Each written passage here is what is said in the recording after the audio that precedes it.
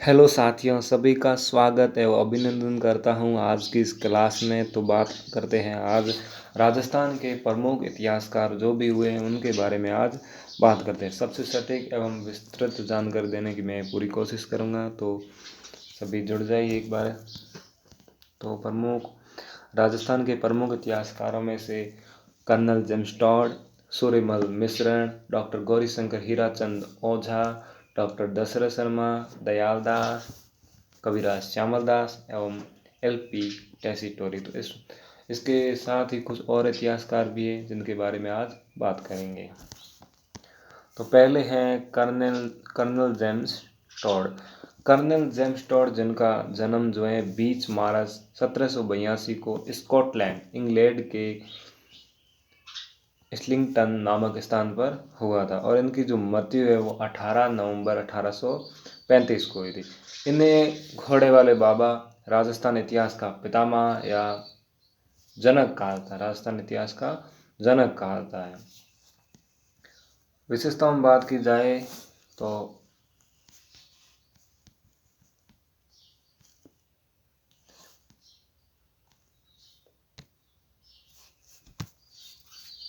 Colonel James Tod ने 1798 ईस्वी में रंगरूट के रूप में ईस्ट इंडिया कंपनी की सेवा में प्रवेश लिया, अर्थात कर्नल जेम्स टॉड की नियुक्ति 17 वर्ष की किशोर आयु में ही ईस्ट इंडिया कंपनी में हो गई थी। कर्नल जेम्स टॉड को 1800 ईस्वी में 14वीं रेजिमेंट के लेफ्टिनेंट के रूप में नियुक्त किया गया।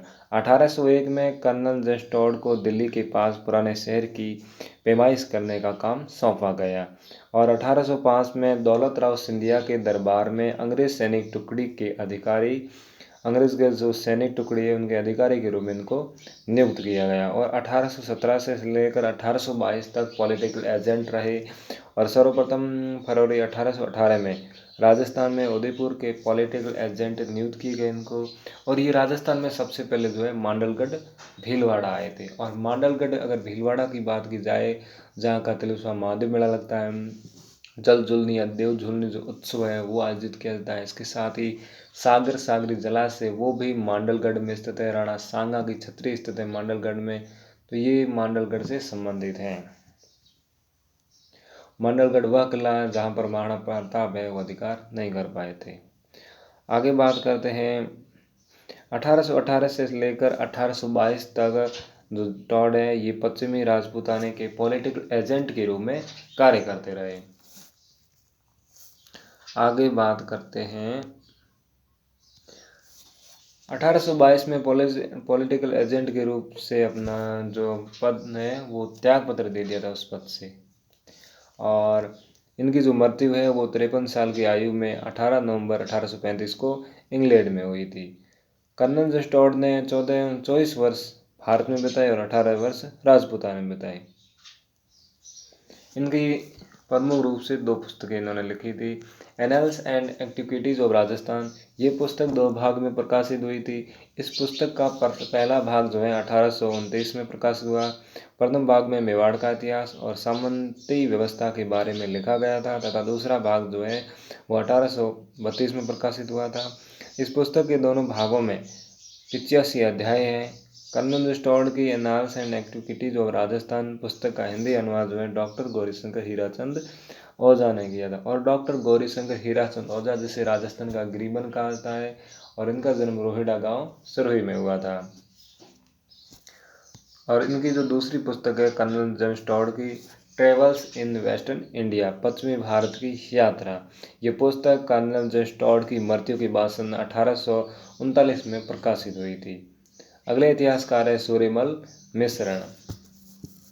तो बात करते हैं सूर्यमल मिश्रण के बारे में। और सूर्यमल मिश्रण जो है बूंदी के जो हाड़ा चौहान शासकों के जो शासक जिसका नाम था राम सिंह, महाराव राम सिंह के ये दरबारी कवि थे। तो सूर्यमल मिश्रण जिनका जन्म 1815 में बूंदी जिले के हरडा गांव है बूंदी जिले का, वहाँ पर इनका 1815 में जन्म हुआ था। इनकी जो मृत्यु है वो 1868 में हुई थी। इनके पिता का नाम चंडीदान, माता का नाम भवानी देवी और इन्हें वीर सावतार, राजस्थान के जन जागरण के पहले कवि, राजे कवि के नाम से जिन्हें जाना जाता है वो है सूर्यमल मिश्रण अनेक विशेषताएं क्या है जो इनके बारे में। तो सूर्यमल मिश्रण राजस्थान के बूंदी जिले के हाड़ा शासक महाराव राम सिंह के दरबारी कवि थे। दादूपंथी साधु स्वरूप दास पर सूर्यमल मिश्रण की विशेष श्रद्धा थी। दादूपंथी में जो साधु स्वरूप दास थे उन पर सूर्यमल मिश्रण की विशेष श्रद्धा थी। सूर्यमल मिश्रण के नाम पर राजस्थानी भाषा साहित्य एवं संस्कृति अकादमी के द्वारा राजस्थानी भाषा का सर्वोच्च पुरस्कार सूर्यमल मिश्रण से शिखर पुरस्कार प्रतिवर्ष दिया जाता है। सूर्यमल मिश्रण के पिता चंडीदास ने बलि विग्रह, सार सागर और वंशावरण नामक ग्रंथों की रचना की। इनके जो पिताजी थे वो जिसका नाम चंडीदास था, उन्होंने कुछ पुस्तकों की रचना की जिसमें से बलि विग्रह है, सार सागर है, वंशावरण है, ये इन्होंने पुस्तकें लिखी थी। आगे है सूर्यमल मिश्रण के ग्रंथ। इन्होंने किस किस ग्रंथों की या कौन से ग्रंथों की रचनाएं की है, जिसमें वंश भास्कर है, वीर सतसई है, राम रजाट है, इसके साथ ही बलवंत बुद्धि विलास या बलवद विलास, छंदो मुख जिसे फूटकर छंद भी कहा जाता है, सतीरासो और धातु रूपावली, 7 ग्रंथों की इन्होंने मुख्य रूप से रचनाएं की। बात करते हैं वंश भास्कर की। तो वंश भास्कर जो है महाराव राम सिंह के कहने पर ही सूर्यमल मिश्रण ने 1840 में वंश भास्कर नामक पिंगल काव्य ग्रंथ लिखना शुरू किया। तो ये जो पिंगल भाषा में लिखना इन्होंने शुरू कर लिया था।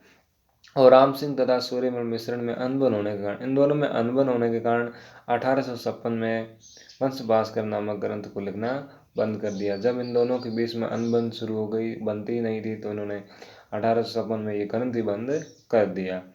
सूर्यमल मिश्रण को के छोड़ने के बाद वंश भास्कर नामक ग्रंथ को जो है फिर लिखना शुरू किसने किया, तो इनका जो दत्तक पुत्र था मुरारीदास ने इस ग्रंथ को पूरा किया। कानूनगों ने वंश भास्कर नामक ग्रंथ को आधुनिक भारत की महाभारत कहा है। जब क्वेश्चन पूछा जाए कि आधुनिक भारत की महाभारत किस ग्रंथ को कहा जाता है, जिस ग्रंथ की रचना सूर्यमल मिश्रण ने तो शुरू की थी लेकिन पूरी जो है मुरारीदास ने की थी, तो वो ग्रंथ है वंश भास्कर। वंश भास्कर नामक ग्रंथ में अग्निवंशी क्षत्रियों की 4 शाखाओं जिसमें प्रतिहार, परमार, चालुक्य और चौहानों की जो उत्पत्ति है वो अग्निकुंड से बताई गई है। बूंदी की हाड़ा चौहान शासकों के मुगलों के साथ संबंधों की जानकारी भी वंश भास्कर में मिलती है। बूंदी के जो हाड़ा चौहान शासक है उन्होंने मुगलों के साथ संबंध कैसे थे या संबंध कब स्थापित किए थे, ये सब जानकारी जो है वो वंश भास्कर ग्रंथ में मिलती है। वंश भास्कर पर कृष्ण सिंह बारठ ने टीका लिखा था। एक कृष्ण सिंह बारठ था, उन्होंने टीका लिखा था वंश भास्कर पर। अगला ग्रंथ है वीर सतसई। 700 छंद वाला ये ग्रंथ है वीर सतसई। ये ग्रंथ किसने लिखा था, सूर्यमल मिश्रण के द्वारा रचित ग्रंथ है। अंग्रेजी राज के विरुद्ध आवाज उठाने वाला प्रथम ग्रंथ यही था वीर सतसई। और वीर सतसई ग्रंथ में 1857 की क्रांति का भी वर्णन मिलता है। वीर सतसई ग्रंथ का प्रसिद्ध गीत इल्ला न देणी आपनी हालरिया हुलराय पुत सिखावण पालने मरण बढ़ाई माए, यह गीत राजस्थान का प्रथम स्वतंत्रता संग्राम का लौकिक गीत बना था, जो वीर सतसई ग्रंथ में प्रसिद्ध ग्रंथ है उनका। अगला इनका जो ग्रंथ है जिसका नाम है रमर जाट। यह ग्रंथ सूर्यमल मिश्रण ने 10 वर्ष की जब सूर्यमल मिश्रण 10 वर्ष की आयु के थे या 10 वर्ष के थे, उन्होंने उस समय यह ग्रंथ लिखा था। आगे है डॉक्टर गौरी शंकर हीराचंद ओझा। इनका जन्म जो है वो 15 सितंबर 1863 ईस्वी को रोहिड़ा गांव, जिला सिरोही, राजस्थान में हुआ था। और इनकी जो मृत्यु है वो 17 अप्रैल 1947 को हुई थी। मृत्यु भी इनकी रोहिड़ा गांव में ही हुई थी। इन्हें राजस्थान का गिरिवन कहा जाता है। अन्य विशेषताओं की अगर बात की जाए तो डॉक्टर गौरीशंकर हीराचंद ओझा 1888 में उदयपुर आए, जहां पर कविराज श्यामल दास जो वीर विनोद के रचयिता है, और कविराज श्यामल दास भीलवाड़ा जिले के हैं, जहां पर कविराज श्यामल दास ने डॉक्टर गौरीशंकर हीराचंद ओझा को उदयपुर के इतिहास विभाग में नियुक्त किया। उदयपुर का जो इतिहास विभाग था उसमें नियुक्त किसने किया था, श्यामल दास ने गौरीशंकर हीराचंद को आधार इतिहास लिखने में सहायक बनाया कि हम मिलकर इतिहास लिखेंगे। डॉक्टर गौरीशंकर हीराचंद ओझा कविराज श्यामल दास को अपना गुरु मानते थे। कविराज श्यामल दास को क्या मानते थे? तो उन्होंने बहुत सारी सहायता की, तो उन्होंने अपना गुरु ही बना दिया। सन 1908 से लेकर 1938 तक डॉक्टर गौरीशंकर हीराचंद ओझा राजपूताना म्यूजियम अजमेर के अधीक्षक के रूप में कार्य करते रहे। डॉक्टर गौरीशंकर हीराचंद ओझा प्रथम पूर्ण राजस्थान के इतिहासकार हैं। सन 1933 में डॉक्टर गौरीशंकर हीराचंद ओझा ओरिएंटल कॉम्पैस बड़ौदा में इतिहास विभाग में अध्यक्ष बनाए गए। कानूनगों ने कहा कि राजपूताने में जन्मे अंतिम और निसंदेह सबसे महान इतिहासकार डॉक्टर गौरीशंकर हीराचंद ओझा है। तो ये कानूनगों ने कहा है। इनके पास कौन कौन सी उपाधि थी या कौन सी उपाधियां इनको दी गई?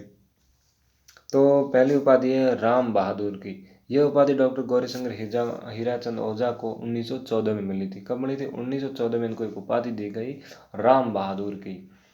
दूसरी उपाधि है अनुशीलन की। यह उपाधि डॉक्टर गौरीशंकर हीराचंद ओझा को हिंदी साहित्य सम्मेलन की ओर से 1933 में दी गई। और तीसरी उपाधि है साहित्य वाचस्पति। यह उपाधि डॉक्टर गौरीशंकर हीराचंद ओझा को 1937 में दी गई। अगली उपाधि है डी लिटरेचर की। लिटरेचर होता है हिंदी साहित्य वाला जो होता है, जिसे साहित्य कहा जाता है। डी लिटरेचर मतलब डी साहित्य। ये उपाधि डॉक्टर गौरीशंकर हीराचंद ओझा को काशी विश्वविद्यालय के द्वारा 1937 में दी गई। एक है महामहोपाध्याय। यह उपाधि डॉक्टर गौरीशंकर हीराचंद ओझा को ईस्ट इंडिया कंपनी के द्वारा, अगर पूछा जाए कि डॉक्टर गौरीशंकर हीराचंद ओझा को ईस्ट इंडिया कंपनी के द्वारा कौन सी उपाधि दी गई, तो महामहोपाध्याय नामक उपाधि दी गई। अगर रचनाओं की बात करें तो कि डॉक्टर गौरीशंकर हीराचंद ओझा ने कौन कौन सी रचनाएं की है, तो भारतीय प्राचीन लिपिमाला। डॉक्टर गौरीशंकर हीराचंद ओझा ने हिंदी में पहली बार भारतीय प्राचीन लिपिमाला शास्त्र लिखा। ये पुस्तक सन 1894 में प्रकाशित हुई थी। सोलंकियों का प्राचीन इतिहास जो 1907 में लिखा था। सूर्य राज्य का इतिहास 1911 में लिखा था। राजपूताना का प्राचीन इतिहास 1927 में लिखा था। वीर शिरोमणि महाराणा प्रताप पर जो पुस्तक लिखी थी या जो इतिहास लिखा था 1928 में। और उदयपुर राज्य का इतिहास दो भागों में, पहला भाग 1928 का और 32 का। 1928 से लेकर 32 के मध्य इन्होंने दो भागों की रचनाएं की थी। और डूंगरपुर, अब पूछा जाए डूंगरपुर का इतिहास इन्होंने 1936 में लिखा था। और 1936 में ही बीकानेर प्रजामंडल की स्थापना की थी। और बीकानेर प्रजामंडल और धौलपुर प्रजामंडल की जो स्थापना होती है वो 1937 में होती है। बांसवाड़ा का इतिहास इन्होंने 1937 में लिखा था। और बीकानेर राज्य का इतिहास इन्होंने दो भागों में लिखा था, 1937 से 40 के मध्य। और इसके साथ इन्होंने जोधपुर राज्य का इतिहास लिखा 1938 से 41 के मध्य, दो भागों में। और प्रतापगढ़ राज्य का इतिहास इन्होंने 1940 में लिखा था। अगले इतिहासकार है डॉक्टर दशरथ शर्मा। तो डॉक्टर दशरथ शर्मा ये चूरू जिले में जन्मे थे। इनका जन्म 1903 में हुआ था और मृत्यु 1976 को हुई थी। उपाधि की बात करें तो डी लिट की उपाधि डॉक्टर दशरथ शर्मा को अर्ली चौहान डायनेस्टीज नाम पुस्तकों के लिए आगरा विश्वविद्यालय ने डी लिट की उपाधि दी गई। तो ये डी लिट की जो उपाधि है, एक पुस्तक लिखी थी उन्होंने अर्ली चौहान डायनेस्टीज। इस पुस्तक के लिए आगरा जो विश्वविद्यालय उनके द्वारा इनको डी लिट की उपाधि दी जाती है। पुस्तकों की बात करें तो पृथ्वीराज चौहान तृतीय और उनका युग। पृथ्वीराज चौहान तृतीय थे जिनके बारे में इन्होंने पुस्तक लिखी थी। अन्य विशेषताएं क्या है? डॉक्टर दशरथ शर्मा ने 1945 में शार्दुल राजस्थानी रिसर्च इंस्टीट्यूट की स्थापना की थी। आगे हैं दयाल दास। तो बात की जाए दयाल दास की तो इनका जन्म है वो 1798 को कुड़िया गांव बीकानेर में होता है। कहाँ होता है? तो दयाल दास कहाँ के थे? कुड़िया गांव बीकानेर के। तो कुड़िया गांव बीकानेर से संबंधित कौन थे? दयाल दास, जिनका जन्म 1798 को कुड़िया गांव में हुआ था। और इनकी मृत्यु जो है वो 1891 को हुई थी। अब बात करते हैं दयाल दास की रचनाओं के बारे में। तो बीकानेर के राठौड़ों की ख्याल जो है दयाल दास ने लिखी थी। देश दर्पण लिखा था, आर्याख्यान लिखा था, इसके साथ ही कल्पद्रुम, बीकानेर पटारी विगत और पवार वंश दर्पण, ये रचनाएं दयाल दास की है। बीकानेर राठौड़ों की ख्यात, दयाल दास की ख्यात, इसे बीकानेर के राठौड़ों की जो ख्यात है इसे दयालदास की ख्यात कहा जाता है। बीकानेर राठौड़ों की ख्यात दयालदास के द्वारा रतन सिंह के आदेश पर लिखी गई। उसमें शासक कौन था? सदी शासक ही थे रतन सिंह। रतन सिंह के आदेश पर ही दयालदास के द्वारा बीकानेर के राठौड़ों की ख्यात लिखी गई, जिसे दयालदास की ख्यात कहा जाता है।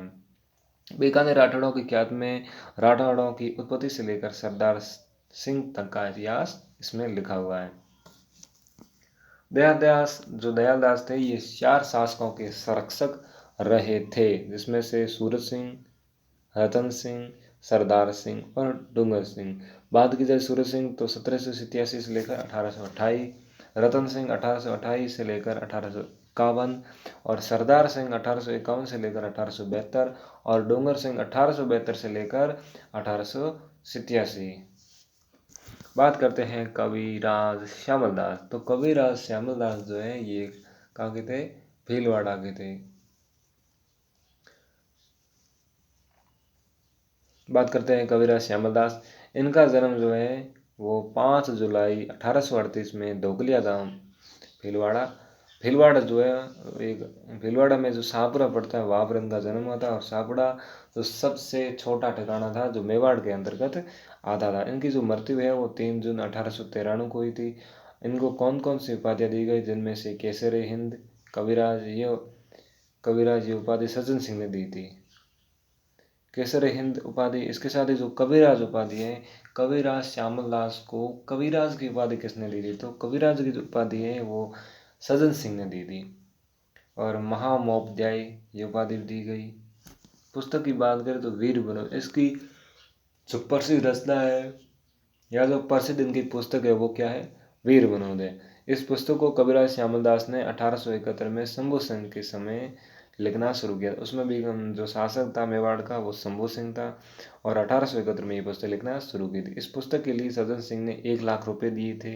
इस पुस्तक के 4 भाग थे। फतेह सिंह ने इस पुस्तक के लिखने पर रोक लगा दी। जब फतेह सिंह शासक बने तो फतेह सिंह ने इस पुस्तक के लिखने पर रोक लगा दी थी। वीर विनोद पुस्तक का प्रकाशन 1892 में किया गया था।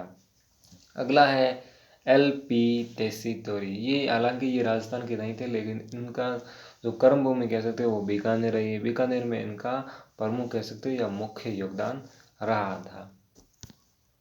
तो बात करते हैं LP तेसीतोरी की। LP तेसीतोरी इटली के प्रसिद्ध भाषा शास्त्री थे जो 1914 में भी राजस्थान के बीकानेर शहर में आए थे। बीकानेर इनकी कर्मस्थली रहा था। सब काम में यहीं पर किए थे। बीकानेर का प्रसिद्ध संग्रहालय जो है इन्हीं की देन है। बीकानेर के महाराजा गंगा सिंह ने LP तेसीतोरी को राजस्थान के सारण साहित्य के सर्वेक्षण एवं संग्रह का कार्य सौंपा, जिसे पूर्ण कर उन्होंने अपनी रिपोर्ट दी। LP तेसीतोरी ने राजस्थानी सारण साहित्य एक ऐतिहासिक सर्वे तथा पश्चिमी राजस्थानी व्याकरण नामक पुस्तकें लिखी।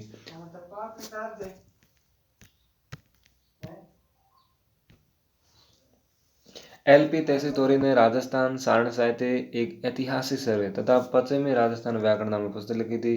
पुरानी राजस्थान की पश्चिमी विभाषा का जो वैज्ञानिक अध्ययन है वो डॉक्टर LP तेसीतोरी ने इंडियन एंटीवरी 1914 से 16 के मध्य प्रस्तुत किया, जो आज भी राजस्थानी भाषा शास्त्र का अकेला प्रमाणिक ग्रंथ रहा। इसके साथ ही कुछ और इतिहासकार भी है जिनके बारे में हम अध्ययन करते हैं। आगे बात करते हैं मोहनो नैणसी के बारे में कि मोहनो नैणसी कौन थे। तो मारवाड़ के राठौड़ शासक था जसवंत सिंह प्रथम के ये दरबारी साहित्यकार थे। जसवंत सिंह प्रथम के मुंशी देवी प्रसाद ने से राजपूताने का अबुल फजल कहा है। तो मुंशी देवी प्रसाद ने क्या कहा है? राजपूताने का अबुल फजल। किसे कहा है? मोहनो नैणसी को कहा है। तो मोहनो नैणसी की पुस्तकें कौन सी? मारवाड़ा परगनानी विगत और नैणसीरी ख्यात। नैणसीरी ख्यात राजस्थानी भाषा डिंगल में लिखी गई, जिसमें राजपूतों की उत्पत्ति, राजपूतों की जो 36 शाखाएं, जिसमें क्या है? राजपूतों की 36 शाखाएं और गुर्जर प्रतिहार की 26 शाखाएं तथा गुर्जर राजपूतों की 24 शाखाओं का वर्णन किया गया। आगे हैं मुंशी देवी प्रसाद। मुंशी देवी प्रसाद कौन थे? तो मुंशी देवी प्रसाद जिनका जन्म 18 फरवरी 1848 को जयपुर में हुआ था। प्रसिद्ध पुस्तक है राव मालदेव का जीवन चरित्र, मारवाड़ का भूगोल और प्रतिहार वंश प्रकाश, ये इनकी पुस्तकें थी। इन्होंने बीकानेर के राठौड़ शासक राज सिंह को राजपूताना का कर्ण कहा था। बीकानेर के राठौड़ शासक राज सिंह को राजपूताना का कर्ण किसने कहा था? मुंशी देवी प्रसाद ने कहा था। इन्होंने मोहनो नेणसी को राजपूताना का अबुल फजल कहा था। तो मोहनो नेणसी को राजपूताना का अबुल फजल मुंशी देवी प्रसाद ने कहा था। इन्होंने बाबरनामा, हुमायूंनामा, जहांगीरनामा, औरंगजेबनामा आदि फारसी ग्रंथों का हिंदी में अनुवाद किया था। इनके द्वारा रचित स्वप्न राजस्थान आधुनिक राजपूत शासकों के चरित्र का विशुद्ध रूप प्रस्तुत किया है। और उनकी जो मृत्यु है वो 1923 को जोधपुर में हुई थी। तो मुंशी देवी प्रसाद की मृत्यु कहाँ हुई थी? तो मुंशी देवी जो प्रसाद है इनकी मृत्यु जो है वो जोधपुर में हुई थी। आगे बात करते हैं। आगे है विश्वनाथ रेऊ। इनका संबंध छोटा सा ये मतलब इतिहासकार है, तो इनका संबंध है मारवाड़ रियासत से था। अगर पूछा जाए कि इतिहासकार विश्वनाथ रेऊ का संबंध किस रियासत से था, तो मारवाड़ रियासत से था। इनकी पुस्तकें कुछ history of Rashtrakutas, coins of Marwar, Bharat के प्राचीन राजवंश, 3 इनकी प्रसिद्ध पुस्तकें हैं। बात करते हैं कवि माघ। कवि माघ की बात करें तो कवि माघ भीनमाल क्षेत्र जालोर में थे। और शिशुपाल वध जो है वो इनकी रचना कह सकते हैं या प्रमुख पुस्तक है। डॉक्टर दर्शन शर्मा जिसकी बात कर ली, इनका जन्म चूरू में हुआ था। इनकी पुस्तकों में अर्ली चौहान डायनेस्टी, पृथ्वीराज चौहान तृतीय का बारे में और उनका युग लिखित। इन्होंने कालीबंगा को सिंधु घाटी सभ्यता की तीसरी राजधानी कहा था। तो कालीबंगा सभ्यता को सिंधु घाटी सभ्यता की तीसरी राजधानी जो है डॉक्टर गौरीशंकर, डॉक्टर दशरथ शर्मा ने कहा था। आगे है एलपी तहसीतौरी के बारे में तो बात कर, लेकिन इसमें कुछ और फैक्ट है जिसके बारे में बात करते हैं। इनकी कर्म भूमि बीकानेर रही थी। अगर एलपी तहसीतौरी, इनकी अगर गुरु की बात करें तो विजय धर्म सूरी। विजय धर्म जो सूरी है वो एलपी तहसीतौरी के गुरु थे। और इन्होंने राजस्थान सारण साहित्य के बारे में लिखा था, क्योंकि चारण जो है बीकानेर में बहुत ज़्यादा होते हैं। और चारणों की जो देवी है वो कौन है? करणी माता है। भाषा शास्त्री तथा लिंग्विस्टिक सर्वे ऑफ इंडिया के लेखक जॉर्ज ग्रिशन के निमंत्रण पर एलपी तहसीतौरी सर्वप्रथम भारत में कब आए थे? 1914 को दिल्ली में आए थे। 8 अप्रैल 1914 को आए थे।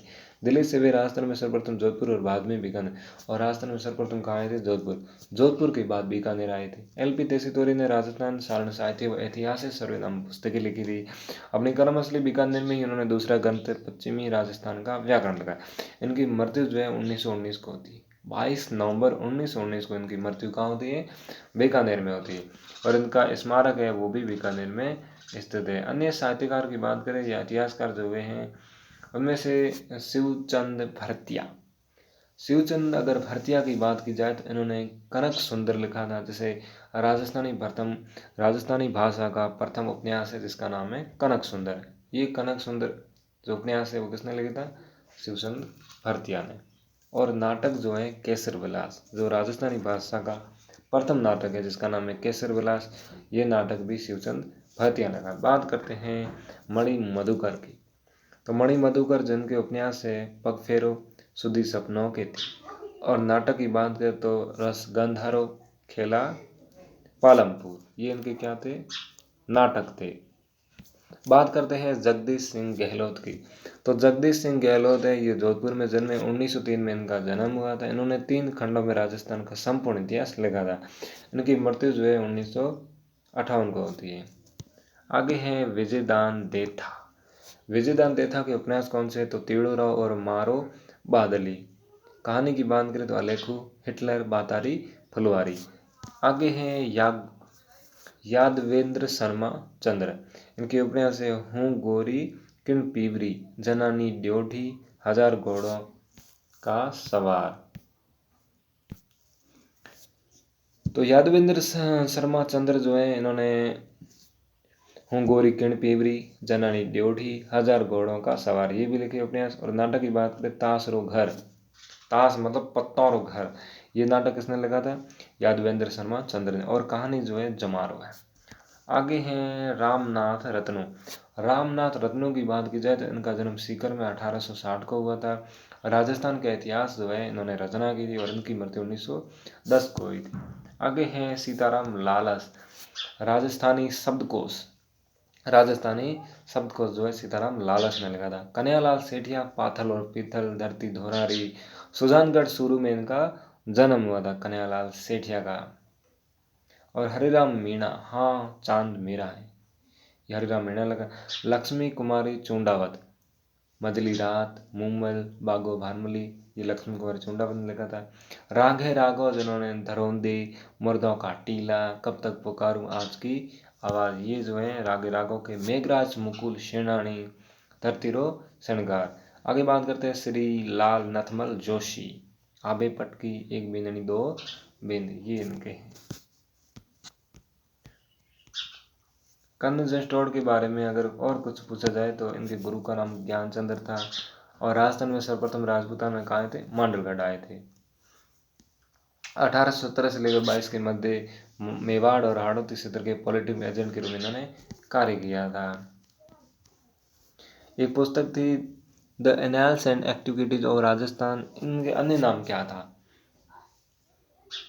अन्य नाम की बात करें तो the central and western Rajput state of India था। इनके संपादक तो विलियम ग्रुप थे और समर्पित थे अपने गुरु ज्ञानचंद्र को थे और 3 खंडों में ये प्रकाशित हुई थी। 1829, 1832 और 1839 में प्रकाशित हुई थी।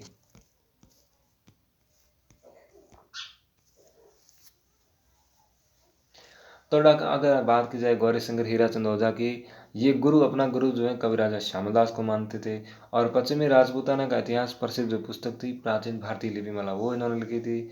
और गौरीशंकर हीराचंद ओझा ने राजपूतों को वैदिक आर्यों की संतान बताई है। 1911 में सर्वप्रथम सूर्य राज्य का इतिहास और बाद में इन्होंने उदयपुर राज्य का, डूंगरपुर राज्य का, बांसवाड़ा राज्य का, बीकानेर राज्य का, प्रतापगढ़ राज्य का इतिहास है और प्रथम पूर्ण राजस्थान का इतिहास इन्हें कहा जाता है। और इन्हें राय बहादुर की उपाधि 1914 को दी गई और इनकी मृत्यु जो है 17 अप्रैल 1947 को रोहड़ा गांव में होती है।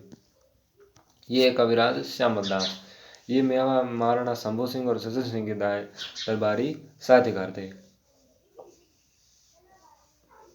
और जो वीर बुनंद पुस्तक है इसमें मेवाड़ का इतिहास मिलता है और फतेह सिंह ने इनका जो ये ग्रंथ है वीर बुनंद, इस पर रोक लगा दी थी।